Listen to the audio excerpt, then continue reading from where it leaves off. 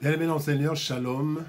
Nous sommes dans la joie de nous retrouver en ce dernier jour de la semaine en ce qui concerne la méditation quotidienne. Et nous allons lire un texte dans Ésaïe, chapitre 48. Nous lirons les deux premiers versets.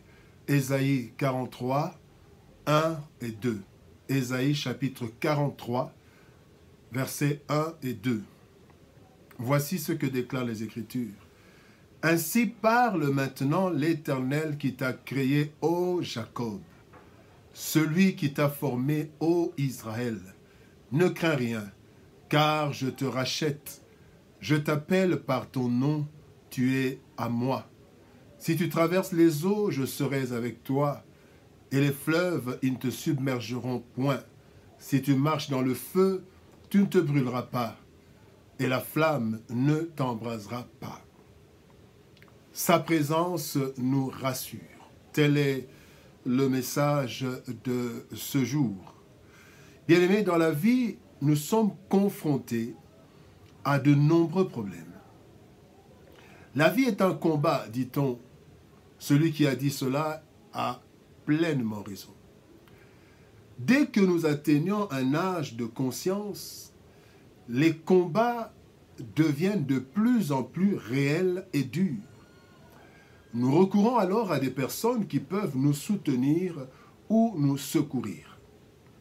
Cependant, avec tous les problèmes du monde, les personnes auxquelles nous recourons ont aussi un tas de problèmes qui les rendent soit incapables de résoudre nos problèmes ou de nous soutenir, soit alors indisponibles parce que trop chargés. Eh bien, c'est là où on se sent seul et les problèmes s'amplifient. Israël est dans les tourments, entouré d'ennemis, en captivité plus d'une fois. Bref, la situation est difficile.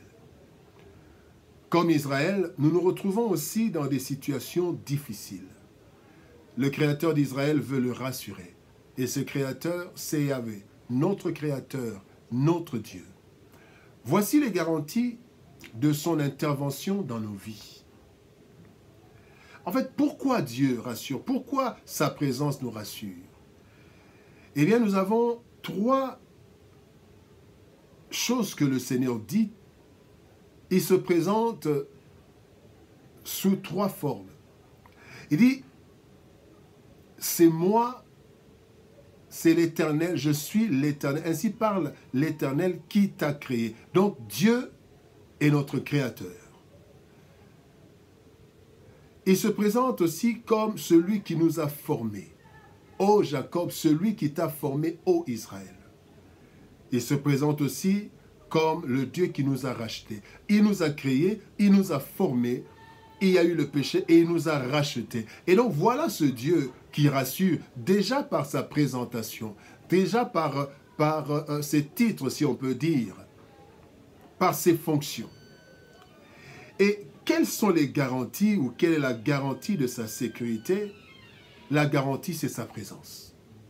Sa présence est une garantie. Il dit, je serai avec toi. Voici la garantie. La présence nous rassure. La présence de Dieu est une garantie de sécurité, est une assurance. La première chose qu'il dit, il y a deux choses. La première chose, si tu traverses les eaux et les fleuves, ils ne te submergeront pas. Si tu traverses les eaux, il dit, je serai avec toi. Et les fleuves, ils ne te submergeront point. Bien-aimés, les eaux et les fleuves représentent le monde avec tous les problèmes que nous pouvons traverser. Le psaume 29, verset 10 nous dit, l'Éternel était sur son trône lors du déluge. L'Éternel, sur son trône, règne éternellement. Bien-aimés, l'Éternel contrôle tout, même quand il y avait le déluge, le monde entier sous les eaux. Mais Dieu, lui, était sur son trône. Il régnait, il règne, il régnera éternellement. L'Éternel contrôle tout. Lui qui a été capable de rendre sec un fleuve avec Israël, Il est aussi capable de contrôler le niveau de l'eau lorsque tu traverses les eaux, même les plus profondes de la vie. Voilà pourquoi il dit, les fleuves ne te submergeront pas parce qu'il en contrôlera le niveau. Et si c'est trop, il peut en baisser parce qu'il a mis à sec la mer Rouge. Bien-aimé, remarquons qu'il dit, si tu traverses, cela veut dire, tu ne passeras pas ta vie à traverser des eaux. Tu ne vas pas passer ta vie à connaître des problèmes. Ce sont des étapes possibles dans la vie. Et il dit aussi, cela signifie aussi, quelle que soit l'étendue de ces eaux, tu les traverseras. Il dit, si tu traverses les eaux, donc tu les traverseras.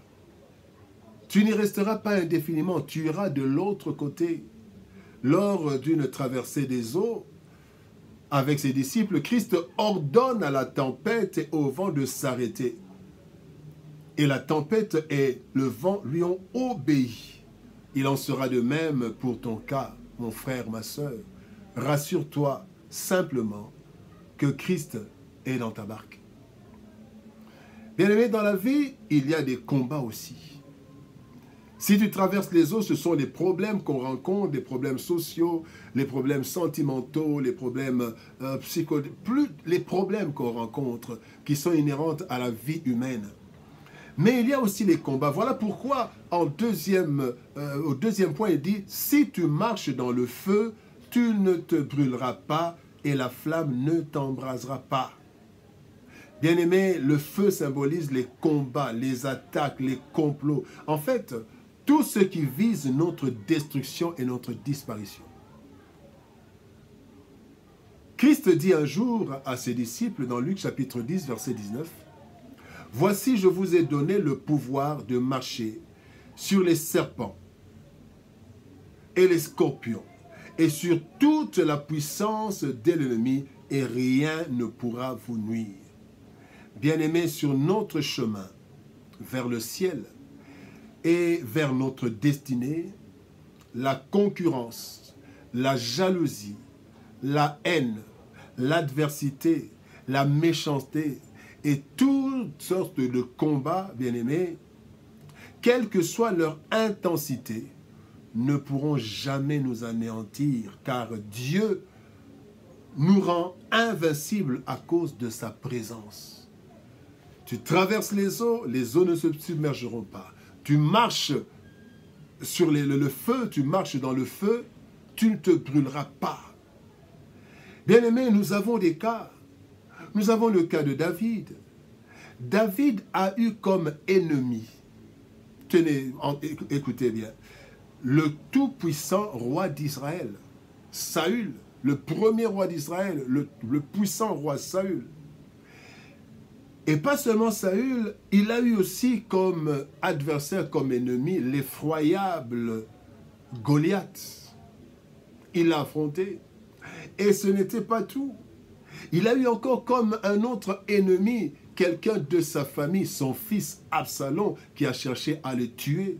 Bien-aimé, Saül a cherché à tuer David.